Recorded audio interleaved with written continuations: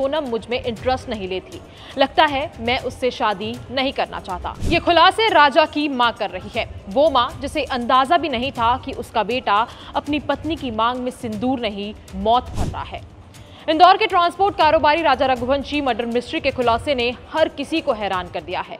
नई नवेली दुल्हन सोनम ऐसी वारदात को अंजाम देगी, यहां तक कि बड़ी ख्वाहिशों के साथ बहू का घर में स्वागत करने वाली सास उमा रघुवंशी भी अब तक इस बात पर यकीन नहीं कर पा रही है। तो चलिए समझते हैं कि क्या है सोनम रघुवंशी केस और अब तक क्या क्या खुलासे हो चुके हैं। राजा और सोनम की शादी 11 मई 2025 को हुई।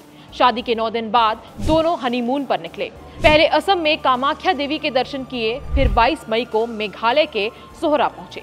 23 मई को सोनम ने सास को कॉल कर बताया कि वो व्रत पर हैं और ट्रैकिंग पर जा रहे हैं। इसके बाद दोनों के फोन बंद हो गए। अगले दिन तक भी संपर्क ना होने पर चिंता बढ़ी।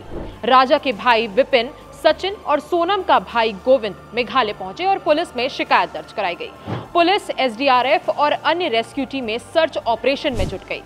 2 जून को ड्रोन फुटेज में एक वाटरफॉल के पास एक गहरी खाई में एक शव मिला, जिसकी पहचान राजा रघुवंशी के टैटू से हुई।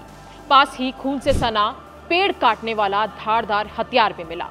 3 जून को पोस्टमार्टम में राजा की हत्या की पुष्टि भी हो गई। 5 जून को होटल का सीसीटीवी फुटेज भी सामने आया, जिसमें दंपति आखिरी बार देखे गए। 9 जून को सोनम यूपी के गाजीपुर जिले में एक ढाबे पर मिली।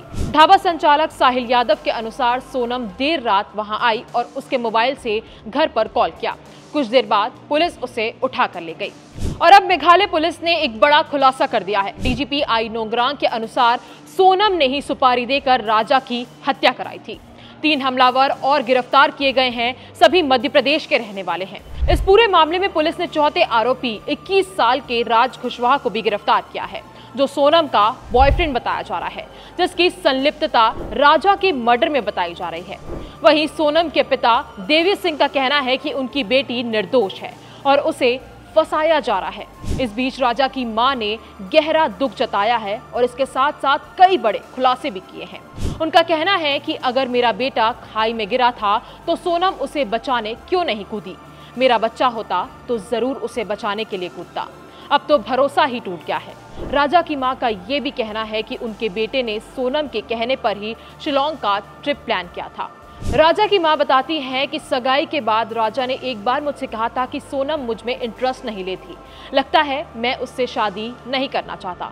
लेकिन फिर बात संभाली गई। शादी के बाद सोनम सिर्फ 4 दिन ससुराल में रही। राजा की मां बताती है कि सोनम के व्यवहार में कोई कमी नहीं थी, लेकिन फिर भी उसने राजा की हत्या करवा दी।